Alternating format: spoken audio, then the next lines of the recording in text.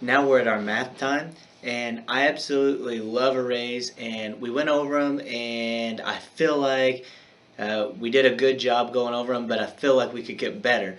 So we're not going to go into anything new. Today's going to be a review on arrays because I'm going to be able to do something fun with it. Now, let's look at the board. Arrays. When I taught arrays, we talked about the first thing we do is if we're looking at an array or we draw an array, the first number is your rows. Rows go left and right.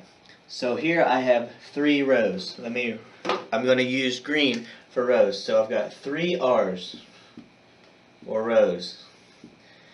And we take the rows times the number of columns. Columns go up and down. In this particular picture, I have 4 columns. Columns are going to be in purple. So I have 4 columns. If I was going to make a multiplication problem out of this, then this multiplication problem would read 3 times 4, and we know that that equals 12. Now, how do I know that? Because I've had multiplication. How do you know it? We draw a picture. So give me just a second and we'll draw a picture. Alright, and here we are with our array. We drew an array of stars. Now remember, we said 3 times 4 equals 12. I'm going to go back to my green because I said our rows are going to be green. So I'm going to label rows R. Row, row, row. Because we said rows go left and right. So there's 1 row, 2 rows, 3 rows. I'm going to go ahead and put 3 for our number of rows. I'm going to go ahead and put a times, an X, right there because we know we're multiplying. And now I'm going to do columns. Columns go up and down. So I'm going to go column, column, column, column. Up and down. There's 1, 2, 3, 4. So 3 times 4. Now, if you don't know that 3 times 4 is 12, you count the number of stars. 1, 2, 3, 4, 5, 6, 7, 8, 9, 10, 11, 12. That gives us 12 stars. Now, one thing that you can think of this is there are 3 groups of 4 stars. So if I was going to group them, I'd group in rows. So I'm going to go, there's a group, and there's a group. So if you don't understand that the first number is rows and the second number are columns, think about this. The first number is how many groups. I made 3 groups, 1, 2, 3. And then the second number is how many items or whatever object are in that group. And as you look in each circle, I have 1, 2, 3, 4. 4 stars. So 3 groups of 4 stars equal 12 stars. But we're going to move into writing a multiplication problem. 3 rows times 4 columns equal 12 stars. And that's how you do arrays. Rows times columns, and it gives you a product, which is a multiplication problem. Let's talk about what your fun homework's going to be today. Okay, here's where we're going to have fun with math. I want you to create one array. I want you to create your very own 2x3 array, but I want you using items that you have there at your house. You might make a 2x3 array of rocks, a 2x3 array of crowns, a 2x3 array of forks.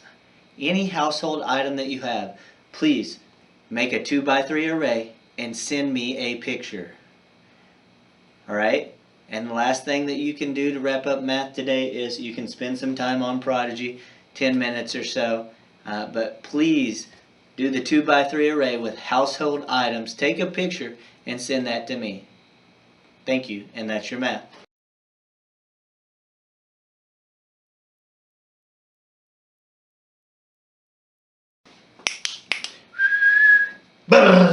You know what time it is? Activity and challenge time. Alright, so here we go for our activity and challenge. We got another scavenger hunt. I haven't done a scavenger hunt for a while now, so We're going to do a scavenger hunt. Here are the items that you're looking for. I've got 5 items. The first item, you're going to look for some type of household item that you would drink out of. The second item, something that you would take with you swimming. The third item, some type of hair product or a comb or a brush. Item number 4 is an item that goes to any type of game, whether it's an outside game, an inside game, an item that would be used to play a game. And item number 5, a pair of shoes. 5 items, scavenger hunt. That's your activity and challenge. Enjoy. Happy scavengering.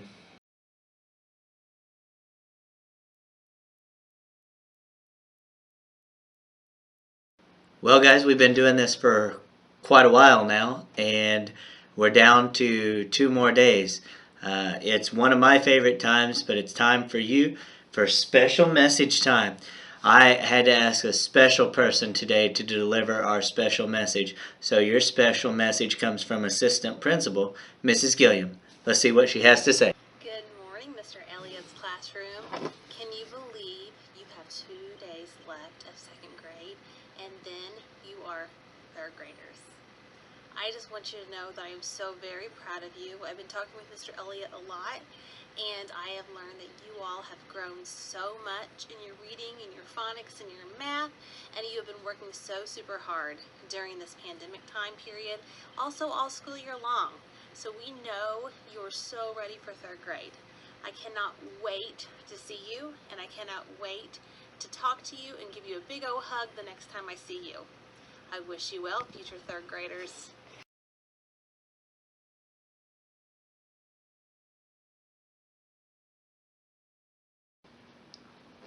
Tonight on the Titanic, Chapter 7. Let's get ready to read. The Gift. The lifeboat was waiting to go down. It looked tiny, and as it swung on cables at the side of the big ship, the water below looked black. Get in, a uniformed man shouted. No, no, said William. He hit his face against Lucy's coat. Lucy was shaking her head. I'd rather stay here, she said to Jack and Annie. Jack understood. The brightly lit Titanic seemed so solid and safe compared to the little lifeboat. You can't stay here, said Annie. The Titanic's going to sink soon. Very soon, said Jack. Lucy kept shaking her head. Jack saw tears in her eyes. Lucy, we're telling the truth, said Jack. You and William are in great danger. You have to be brave now, said Annie, for your brother's sake. Lucy straightened up and tried to smile. All right, she said. I will. This way, a man called. Women and children. This way, you 4. He pointed at them. Get in, said Jack. He gently pushed Lucy and William forward. Goodbye, Lucy, said Annie. Goodbye, William. Lucy looked surprised. You're not coming? She asked. No, we're going home another way, said Annie. Oh dear, said Lucy. I hope you'll be safe. We will. Don't worry, said Jack. Wait, said Lucy. She reached into her coat pocket and pulled out a silver watch on a chain. This is a gift for both of you, she said. It's our father's watch. We carried it on the voyage for good luck. I have a feeling that the 2 of you were our good luck tonight. Jack looked at the watches as Lucy put it around Annie's neck. The time on the watch was 1:50. There were only 30 minutes left. Hurry, hurry, he said. Jack and Annie watched as a big man picked Lucy up and swung her into the little boat. Then he picked William up and put him in Lucy's lap. Bye, cried Annie. She stepped forward to blow a kiss. Just then the man picked Annie up. No, shouted Annie. Into the lifeboat, my dear, the man said, and he tossed Annie into the lifeboat. No, no, cried Jack. Then the man reached for him, too. Jack jumped away just in time. Annie, he yelled, get out. Annie tried to climb out of the lifeboat. Let me out, she cried. Orf, orf, Teddy barked out from over Jack's shoulder. The lifeboat jerked. It started creaking down toward the dark, cold sea. Come back, Jack called. But there was nothing he could do as Annie disappeared from sight. Oh my, wonder what's going to happen. Chapter 8, Every Man for Himself. Annie, cried Jack, let me out, he heard Annie shout, but the lifeboat kept going down. Wait for me, came a loud voice, wait for me. A woman in a fur coat appeared at the railing. She nearly threw herself over the side of the ship. Stop, the uniformed man called. Bring the boat back up for the Lady Blackwell. Slowly, the lifeboat was brought up. Jack pushed his way forward. The lifeboat came even with the ship. Jack reached out to Annie. She grabbed his hand. He pulled her back into the sinking ship. Room for one more? Annie shouted to Lady Blackwell. Then she and Jack took off before anyone could catch them. They ran up the slanting deck. Annie stopped and peered over the railing. Jack looked too. They saw Lucy and William's little lifeboat creaking down toward the Atlantic Ocean. It reached the glassy black water. Then it floated off into the darkness. Annie waved. "Bye, William. Bye, Lucy," she shouted. "Thank you for your gift." She held up the watch that hung from her neck. Then she and Jack looked at it. The time was 2:05. "Only 15 minutes left," said Annie. "We have to get back into the treehouse now," said Jack. "Let's climb the stairs to the smokestacks." Suddenly, the front of the ship dipped down into the sea. Deck chairs started to slide past Jack and Annie. The band played a slow, calm song. It sounded like a church hymn. But the crowd started to panic. People pushed and shouted, trying to get to a safer part of the ship. "It's every man for himself," the captain shouted to all of his crew. The men all stopped what they were doing and ran up to the deck. Jack and Annie ran too. They dodged sliding tables and chairs. They reached the stairs that led to the smokestacks. They grabbed the railing, and they pulled themselves up the steps. The ship tilted further. "Get to those smokestacks," cried Jack. They slipped and crawled down the deck. But when they got to the smokestacks, Jack and Annie looked around wildly. The magic treehouse was gone. Whew. What a way to end there. But guys, I got to save those last 2 chapters for the last day of school. So, hopefully Jack and Annie make it back. They're in a predicament. Stranded on the Titanic. Not a good place to be. We know the ship sinks. They know the ship sinks. And they're running out of time.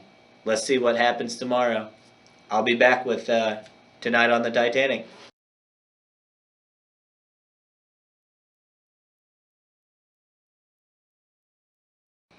Let's get to it. Let's talk about homework. Reading, you got a free choice, any book that you want. In writing, you're going to write about what is one of your favorite snacks to eat. In math, you're going to create an array for me, a 2x3 array of any objects that you have at home, plus you have some prodigy time. And then your activity and challenge today is a scavenger hunt. We have got done, we have got done, we have got done with all our work today. We have finished up, we have finished up, we have finished up for our day today. So that leaves me with only one thing left to say, guys. You know what I'm going to say. Say it with me. That's a wrap. See you later.